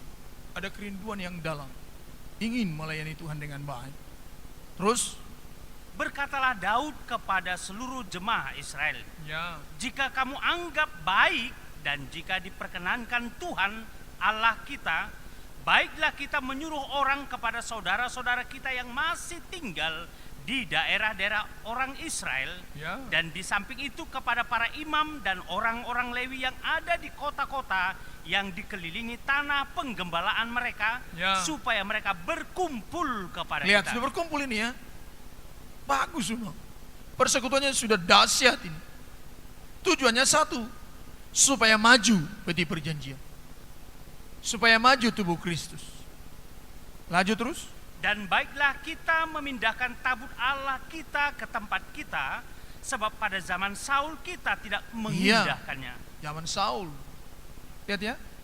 Setiap generasi, Saul dulu raja, berganti raja, harus lebih baik. Begitu kita umat Tuhan, harusnya imam yang belakangan lebih baik dari yang lama. Tapi bisa aja imam yang lama mengatakan, "Oke, saya sudah lama, enggak usah diurusin ini." Imam yang baru. Itu makanya kita selalu diminta dibaharui. Dari sehari ke sehari. Sebab di dalam Alkitab dikatakan, yang pertama kemudian. Yang terkemudian jadi ke depan. Ini enggak bisa dirubah ini umat Tuhan. Enggak bisa dirubah. Itu sebenarnya kita harus selalu merasa tidak layak di hadapan Tuhan. Ingin terus melayani lebih maju lah. Ditulis dengan bagus. Dulu Saul tidak mengindahkan. Sehingga dikatakan oleh Samuel, kamu ditolak jadi raja. Karena kamu memperhalakan dirimu. Tidak meninggikan Tuhan. Sampai Saul 40 tahun jadi raja, tidak pernah memikirkan bagaimana tubuh Kristus harus maju. Bagaimana peti perjanjian harus ditempatkan dengan baik. Berapa banyak kan gereja-gereja juga sekarang juga kita tidak pikirkan bagaimana supaya pelayanan Tuhan ini lebih jauh lebih maju, lebih jauh lebih maju. Itu sebenarnya imam-imam yang lama, kalau berani kau mengatakan lama jadi imam, pikiran kita terus harus begitu. Apa yang saya buat ya supaya jauh lebih maju, jauh lebih maju, jauh lebih maju. Sebab jerih lelamu di dalam Tuhan tidak sia-sia, kata Korintus. Rupanya Saul tidak mengindahkan itu, baca terus.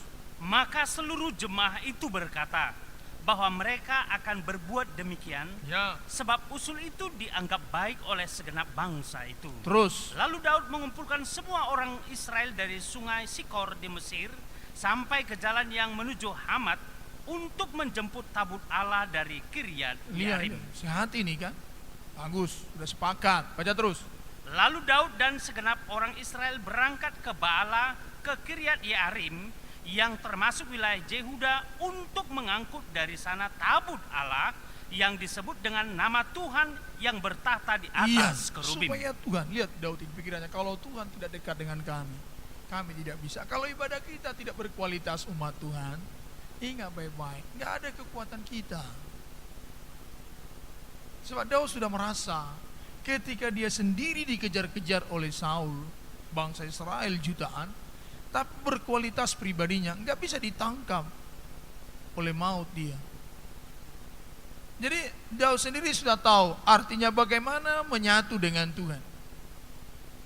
Sampai di dalam Mazmur banyak kali dia tulis, Tuhanlah pertolonganku, dialah gunung batuku, dialah pelindungku, tempat pengungsianku. Karena dia sudah berpengalaman menyatu dengan Allah yang bertahta di atas alat-alat surgawi. Kerubim itu apa sih? Benda-benda surgawi. Kita dalam pelayanan kita. Sebab kerub-kerub ini benda-benda surgawi, karunia-karunia yang diberikan Tuhan kepada kita. Ketika karunia itu dikembangkan, makanya dalam gambar malaikat-malaikat kan apa itu? Ada dikatakan sayap-sayap. Itu karunia yang dikembangkan, kerub. Benda-benda surgawi. Bertahta Allah di sana. Kekuatan luar biasa. Tidak melihat jumlah. Sudah dikatakan oleh Jonathan, Tuhan memimpin perang, tidak tergantung jumlah, sedikit atau banyak. Tetapi sejauh mana Allah bertahta dalam kehidupan, sejauh mana Allah bertahta di Batam kota, ini kekuatan. Bukan jumlah banyak, jadi nggak perlu banyak, perlu. Harusnya makin banyak, makin kuat.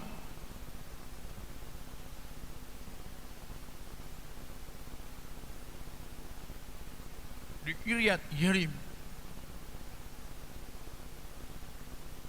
Tuhan bertahta di atas kerubim. Terus ayat 7. Mereka menaikkan tabut Allah itu ke dalam kereta yang baru dari rumah Abinadab. Coba, sudah ada kayu pengusung, kok dinaikkan ke kereta?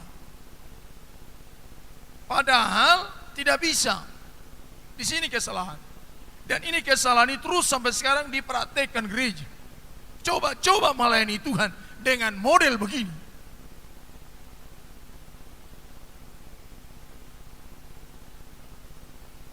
Coba melayani Tuhan dengan mengandalkan kekuatan manusia, kekayaan manusia, uang manusia.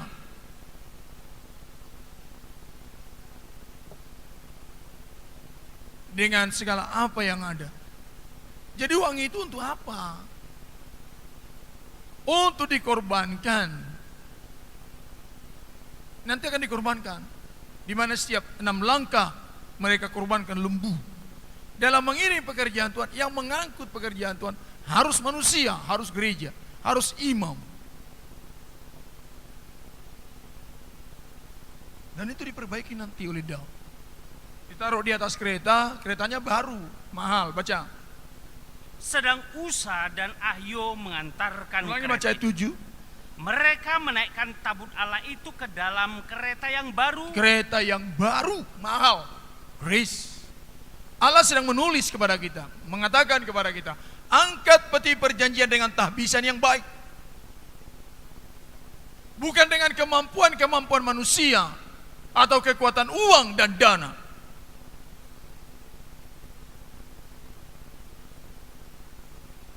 Tetapi dengan kekuatan apa?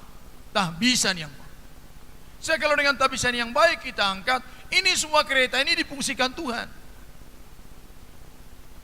untuk terus menjadi korban supaya peti perjanjian ini sampai kepada di tempat dia harus ditempatkan. Dengan kereta yang baru terus dari rumah Abinadab, ya. Sedang Usa dan Ahio mengantarkan kereta itu. Ya, terus kan mereka rame-rame, waduh diangkut. Bayangin pakai kereta ini penghinaan. Begini umat Tuhan, kalau kita melayani Tuhan dengan segala kemampuan manusia, penghinaan itu. Layanilah Tuhan dengan kekuatan tahbisan. Salam umat Tuhan. Salam umat Tuhan. Jangan contoh dunia ini melayani pekerjaan Tuhan hanya mengandalkan kereta yang baru, metode yang baru. Bagus itu, tapi bukan itu yang diminta Tuhan. Tahbisan kita baik sehingga metode yang baru mengikut itu nanti. Jadi nggak perlu bermetode, perlu. Ternyata nanti apa yang terjadi di depan dengan segala glamornya dunia dicoba melayani pekerjaan Tuhan. Sebab kita kan suka sekali memotong firman. Oh berarti nggak perlu ada uang melayani Tuhan. Perlu, itu di mana? Itu di belakang. Tapi yang paling depan, imam harus baik.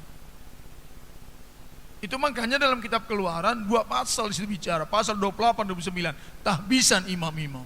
Sebab tujuannya nanti orang ini yang mengangkat. Itu makanya imam-imam di Batam kota, ingat baik-baik, tahbisanmu yang baik yang bisa mengangkat kalau tidak merusak.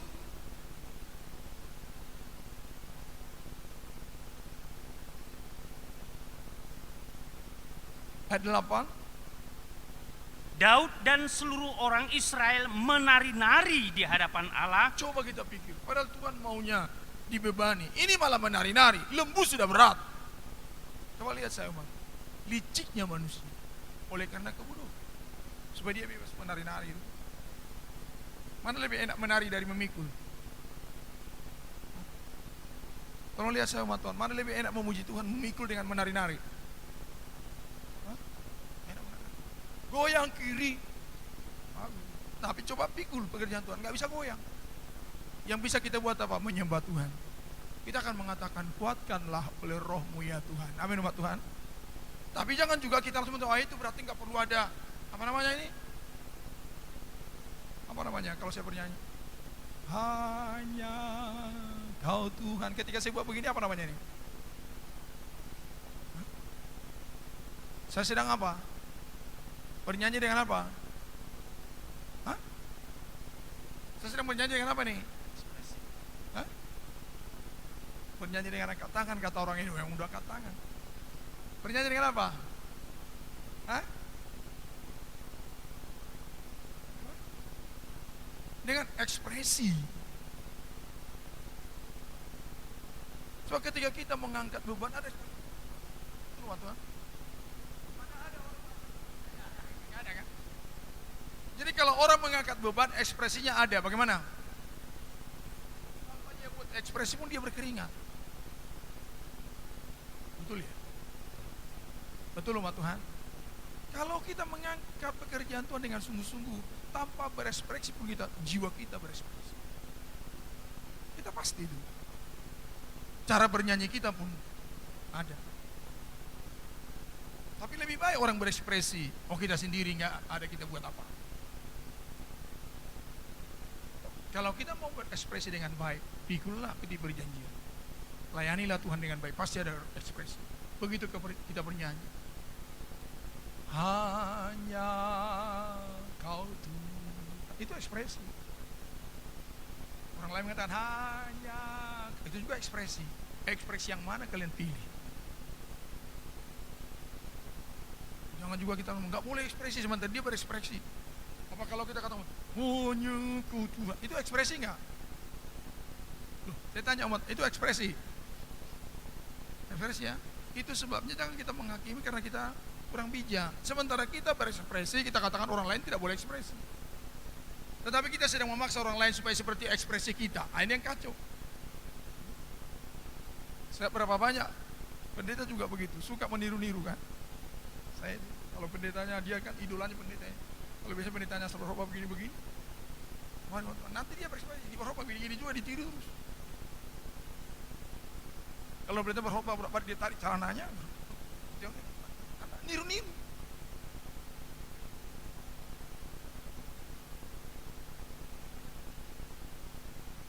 Nah kalau pendetanya biasa bagaimana, di sini berdiri terus, dia begitu terus.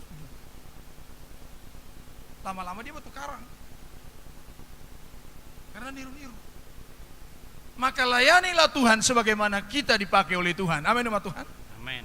Amin, umat Tuhan.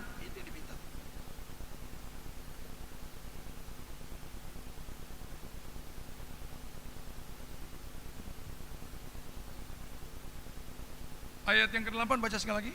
Daud dan seluruh orang Israel menari-nari di hadapan Allah dengan sekuat tenaga, diiringi nyanyian, kecapi, gambus, rebana, ceracap, dan nafis. Ya, bagus ini. Apa yang terjadi? Apa Tuhan senang? Baca. Ketika mereka sampai ke tempat pengirikan Kidon, maka Usa mengulurkan tangannya memegang tabut itu karena lembu-lembu itu tergelincir. Lihat umat Tuhan, kekuatan dana, kekuatan model, kekuatan apapun, kalau dibuat melalui itu pasti tergelincir gereja itu. Pasti tergelincir. Dan inilah kita lihat gereja sekarang, banyak tergelincir kan. Membangun pelayanan tanpa tak bisa, malah lembu. Penghinaan itu kepada Tuhan. Maka layani Tuhan tidak mengandalkan kekuatan kita, Tidak mengandalkan sarjana teologi. Wah, saya teologi ya. Kalau kita mengandalkan otak kita melayani Tuhan, kita mau memikul peti perjanjian dengan lembu. Wah, karena dia master teologi ya, dia berkhotbah dengan metode-metode. Itu sama di mata Tuhan, dia sedang berkhotbah dengan model lembu. Tapi ketika kita melayani Tuhan dengan tabisan yang baik, di situ dia. Maka jangan melayani Tuhan dengan model lembu.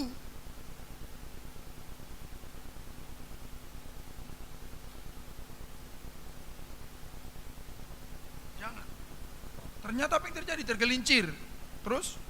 Maka bangkitlah murka Tuhan terhadap Usa, lalu ia membunuh dia oleh karena Usa telah mengulurkan tangannya kepada tabut itu. Terus? Ia mati di sana di hadapan Allah. Gagal.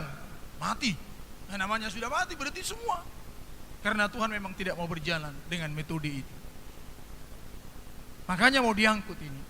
Perhatikan baik-baik. Tadi kita sedang belajar, ketika membuat peti perjanjian tidak salah. Kayu pengusung tidak salah. Cara mengusung yang salah.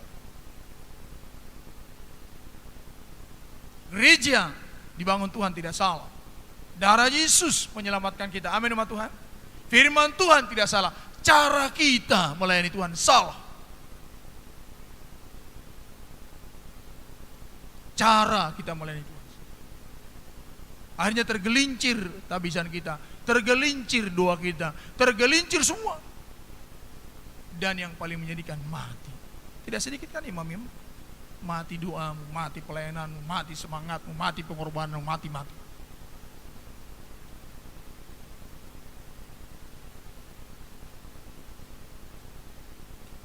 Lanjut terus ke bawah. Daud menjadi marah karena Tuhan telah menyambar Usa demikian hebatnya. Terus? Maka tempat itu disebut orang Peres Usa sampai sekarang. Terus? Pada waktu itu Daud menjadi takut kepada Allah, lalu katanya. Baru Daud sadar kenapa ya? Kayaknya dia kecewa.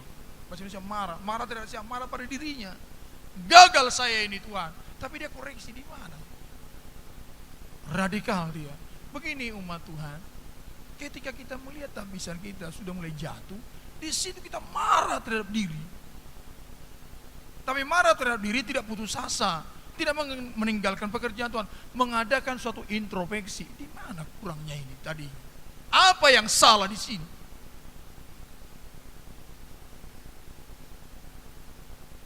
Di sini dikatakan Daud 12 baca. Pada waktu itu Daud menjadi takut kepada Allah, Ya. lalu katanya. Ya. Bagaimanakah aku dapat membawa tabut Allah itu ke tempatku? Nah, mulai dia bagaimana ya Tuhan? Apa yang harus saya buat? Tuhan ajari dia. Pasal yang ke-15 baca. Yang pertama. Daud membuat bagi dirinya gedung-gedung di kota Daud. Lalu ia menyiapkan tempat bagi tabut Allah dan membentangkan kemah untuk itu. Nah, rupanya persiapan dia mas. Sekarang berubah dia. Diperbaiki dulu kota Yerusalem.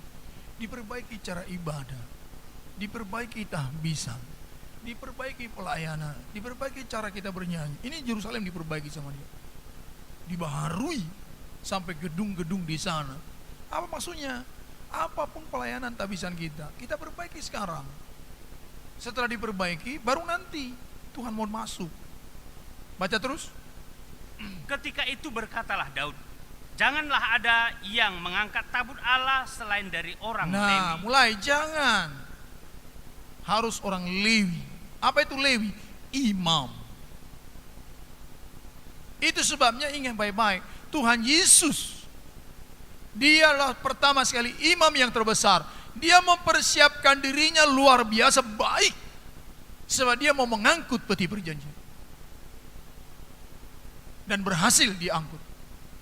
Dan diminta kepada para murid, siapkan diri dengan baik supaya dapat mengangkut pekerjaan Tuhan. Begitu tidak dipersiapkan enggak. So, Yesus sudah pertama menjadi imam yang mengangkut dosa dunia, yang mengangkut gereja Tuhan. Nah, diminta kepada kita mengangkut sekarang, melayani Tuhan. Tentunya standar kita standar Kristus. Sebab begitu kudusnya gereja, begitu kudusnya pelayan, begitu kudusnya pekerjaan Tuhan. Sehingga sekarang Daud sadar dia harus orang Lewi. Baca terus. sebab merekalah yang dipilih Tuhan untuk mengangkut tabut Tuhan dan untuk menyelenggarakannya sampai selama-lamanya. Makanya sampai kita disebut imam-imam. Apa sebutan yang kita kejar?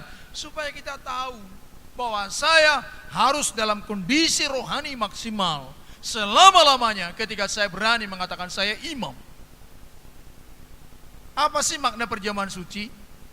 Ketika kamu membuat ini, kamu mengingat saya selama-lamanya bahwa saya telah mati bagi kamu.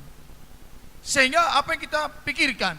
Supaya setiap kali kita beribadah kita ingat bahwa ibadah yang kita kerjakan hanya karena darah Yesus. Amin umat Tuhan. Sehingga setiap kali kita perjamuan suci, kita serius dan sungguh-sungguh melakukan firman. Jangan malah dilakukan esensi ditinggalkan. Yang kemarin dalam mudah-mudi sehingga dosa karena melampaui yang esensi.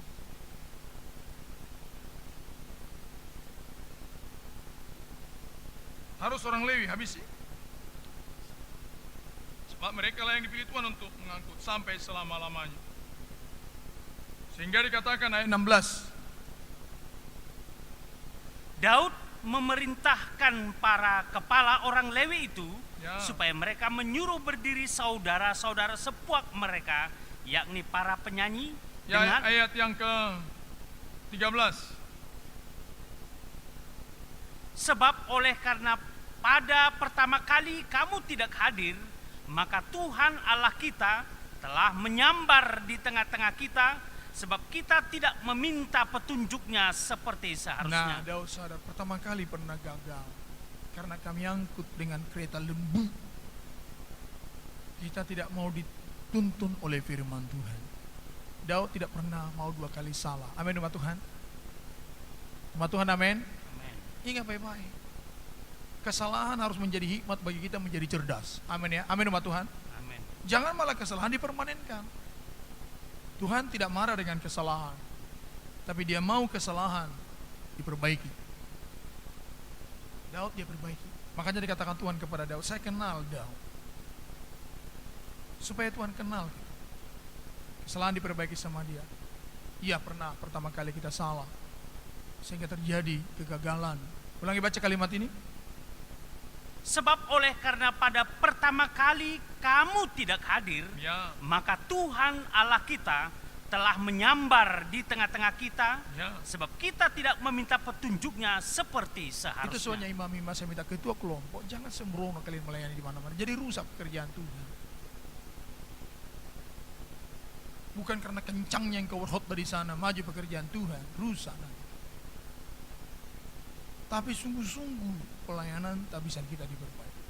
Jangan merasa layak, tapi merendahkan. Jangan ambil teori, nggak usah kita diatur-atur orang. Tidak ada yang mengatur kita melayani. Tapi tabisan kita betul.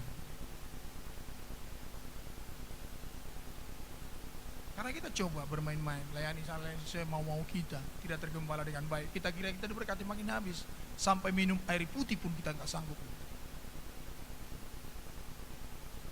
Tapi kalau kita melayani dengan baik, gembala dengan baik, terarah dengan baik, Tuhan baik. Dan memang untuk itu kita diminta. Tapi lihat, sehati sepikir dengan tujuan pembangunan tubuh. Tidak ada motivasi lain di sana. Kalau kita katakan saya nggak ada motivasi lain, mari tunjukkan. Berangkat kita sama-sama.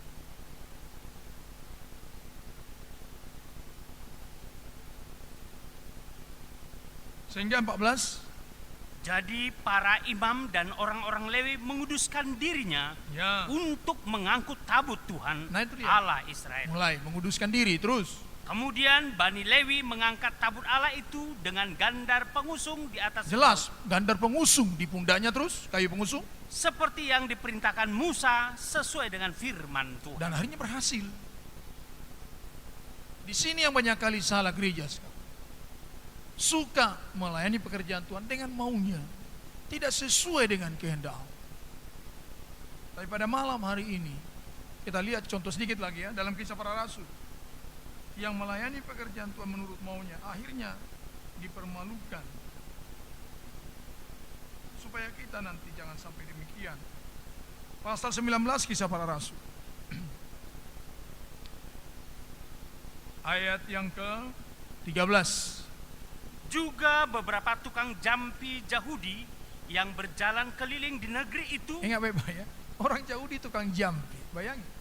Ini menunjukkan gereja, pelayan imam, tapi memainkan pekerjaan Tuhan dengan cara-cara manusia.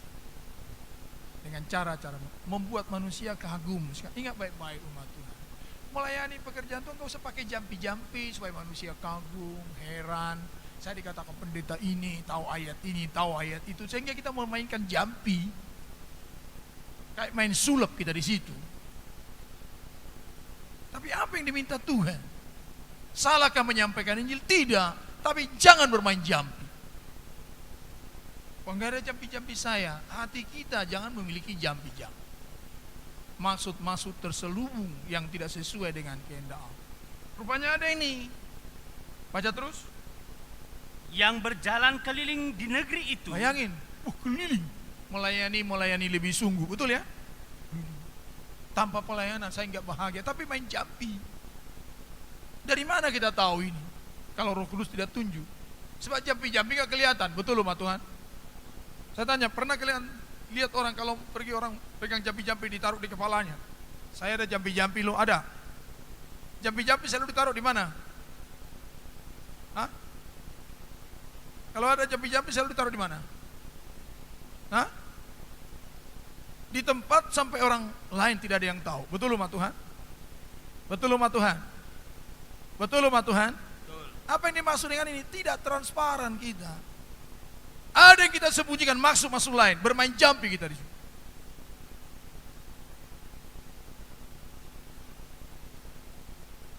Apa hasilnya? Baca terus. Mencoba menyebut nama Tuhan Yesus atas mereka yang kerasukan roh jahat dengan berseru, katanya, Ya. Aku menyumpahi kamu demi nama Yesus yang diberitakan oleh Paulus. Nah, coba membawa-bawa nama Yesus. Karena saya tidak diajar gembala saya, Paulus. Tapi jampinya nggak dibuang. Baca terus. Mereka yang melakukan hal itu ialah 7 orang anak dari seorang imam kepala Yahudi. Bayangin, yang imam. bernama Skewa. Imam ini 7. Kami sekati kok om. Sampai yang ke-7 kami buat. Tanda sempurna. Tapi apa hasilnya? Baca terus. Tetapi roh jahat itu menjawab, Yesus aku kenal. Nah, itu makanya iblis kenal Tuhan Yesus dulu. Amin sama Tuhan. Saya tanya, amin. Apalagi kita pasti dikenal, betul ya? Yesus saya kenal.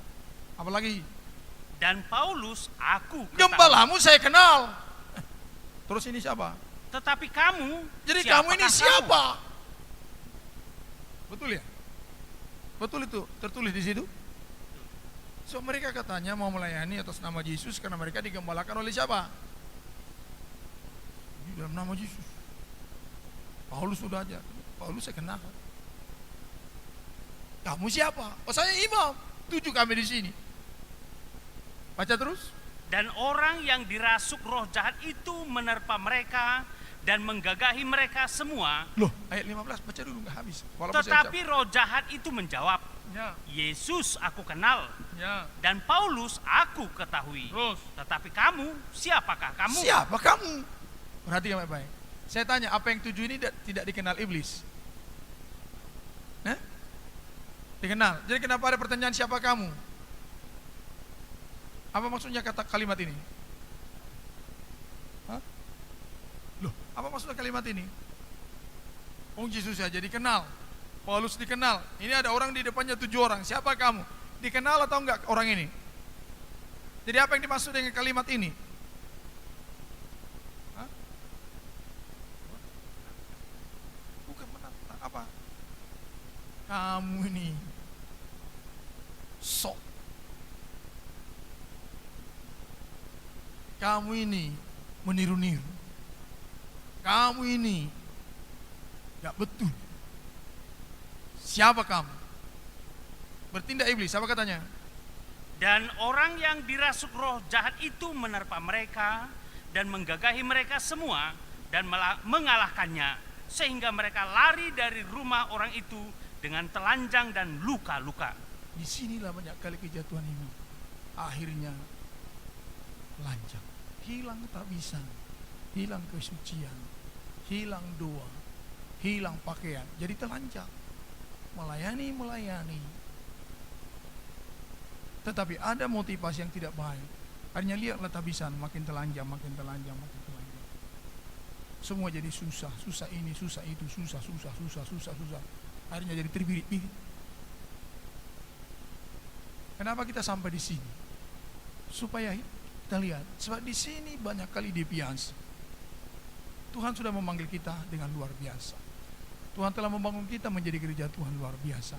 Tetapi kesalahan kita ketika bekerja, ketika melayani, makanya diminta kuduskan diri, melayani dengan baik. Sebab ini maksud Tuhan. Sebab ini kan harus dibawa. Memang pelayanan ini kan dikatakan ya, peti perjanjian ini harus dibawa. Kan keempat sudutnya, keempat seluruh penjuru bumi. Jadi yang kita beritakan itu adalah pembentukan tubuh Kristus. Itu harus kita bawa kemana? Itu yang harus kita beritakan sekarang. Tetapi cara memberitakan ini harus dengan seluruh tabisan yang baik. Makanya ada 4 tadi apanya ya? Gelang dari emas di setiap penjuru peti perjanjian. 4 penjuru berarti 4 gelang emas. Angka 4 menunjuk 4 penjuru bumi, utara, selatan. Harus dibawa. Kemana-mana kita pergi, yang kita beritakan bukan diri kita. Menjadi tubuh Kristus, menjadi mempelai Tuhan. Beritakan itu. Jangan jampi-jampi ada dalam kehidupan kita. Pemberitaan ini hanya untuk pembangunan tubuh. Dengan kualitas emas. Karena yang kita pikul emas. Cara memikul emas. Sehingga dengan demikian, ayat terakhir kita lihat Efesus pasal 3. Efesus pasal 3.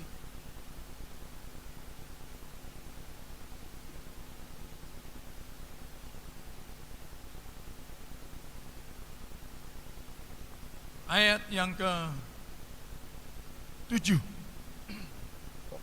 Dari Injil itu aku telah menjadi pelayannya menurut pemberian kasih karunia Allah. Lihat saya yang baca ya. Dari Injil itu aku telah menjadi pelayannya menurut pemberian kasih karunia Allah. Paulus mengatakan saya bangga. Banggalah kita jadi imam. Amin umat Tuhan. Bangga jadi pelayan Tuhan. Tetapi pelayan menurut kehendak Allah. Menurut dari Injil itu aku telah menjadi pelayannya menurut pemberian kasih karunia Allah oleh darah Yesus yang dianugerahkan kepadaku sesuai dengan pengerjaan kuasanya.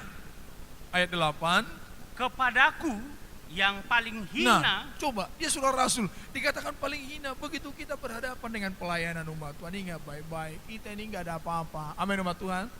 Sangat mulia Tuhan itu. Itu sebenarnya ketika kita melayani, begitu engkau angkat partiturmu, katakan Tuhan siapalah saya ini pegang-pegang partitur ini.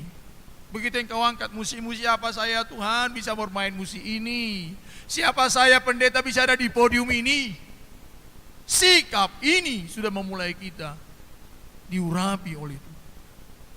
Paulus mengatakan langsung, kepadaku yang paling hina di antara segala orang kudus, terus telah dianugerahkan kasih karunia iya, ini. apa itu kasih pelayanan itu? Baca terus. Untuk memberitakan kepada orang-orang bukan Yahudi kekayaan Kristus yang tidak terduga itu. Orang non Yahudi inilah menunjuk seluruh manusia di dunia, 4 penjuru angin. Kabar mempelai ini firman pengajar pembentukan tubuh Kristus diberitakan. Baca terus. Dan untuk menyatakan apa isinya tugas penyelenggaraan rahasia yang telah berabad-abad tersembunyi dalam Allah yang menciptakan segala sesuatu. Apa itu? Yaitu persekutuan gereja dengan tutup tadi, sehingga Allah bertahta supaya apa? Baca terus. Supaya sekarang apa itu? Oleh jemaat terus diberitahukan pelbagai ragam hikmat Iya, Allah. diberitahukan seluruh ragam hikmat Allah. Kasih Tuhan. Manusia yang berdosa disucikan. Orang yang disucikan melayani. Orang yang melayani jadi mempelai Tuhan. Penuh dengan karunia, penuh dengan ragam hikmat, penuh dengan pemakaian yang luar biasa. Itu gereja menampilkan. Itulah yang namanya Shekinah glory di atas gereja. Tahta kasih karunia. Persekutuan gereja dengan Allah. Sehingga menampilkan ayat 10 ini supaya sekarang oleh jemaat diberitahukan berbagai ragam hikmat Allah kepada pemerintah-pemerintah dan penguasa-penguasa di sorga. 11. Sesuai dengan maksud abadi Iya, ini goal dari Tuhan sejak dari kekal. Terus, yang telah dilaksanakannya dalam Kristus Yesus, Apa itu? Tuhan kita. Di dalam di Dia dalam Dia, apa itu? kita beroleh keberanian. Amin, amin umat Tuhan. Amin. Itu dia. Di dalam Dia kita ada keberanian percaya. Baca terus. Dan jalan masuk kepada Allah Jalan masuk kepada Allah terus. dengan penuh kepercayaan oleh iman kita kepadanya. Iya. Jadi apa maksud gereja ini? Oleh karena persekutuan gereja ini menjadi gereja ini jalan masuk. Gereja itu dikatakan menjadi jalan masuk, membawa kita sampai kepada kemuliaan. Sehingga ingat baik-baik, ibadah, pelayanan, tahbisan, persekutuan, PA, ibadah yang lain, itu jalan masuk. Nah, ketika kita memahami ini, maka yang diminta Tuhan, ayo, Tuhan sudah buat itu kayu pengusung, Tuhan sudah buat cincin, pikullah dengan baik. Cara memikul jangan menggunakan kekuatan, jangan menggunakan apa yang kita miliki, tapi diri kita berikan memikul. Maulah kita dibebani oleh pekerjaan pembangunan tubuh Kristus ini, sehingga kita tidak ditelanjangi oleh si jahat, tidak dipermalukan, tetapi akhirnya kita sampai kepada rencana Allah. Kiranya Tuhan menolong kita. Peti perjanjian ini saya hentikan di sini. Kita akan masuk minggu depan dengan meja roti sajian. Tuhan kiranya menolong. Kita berdiri semua.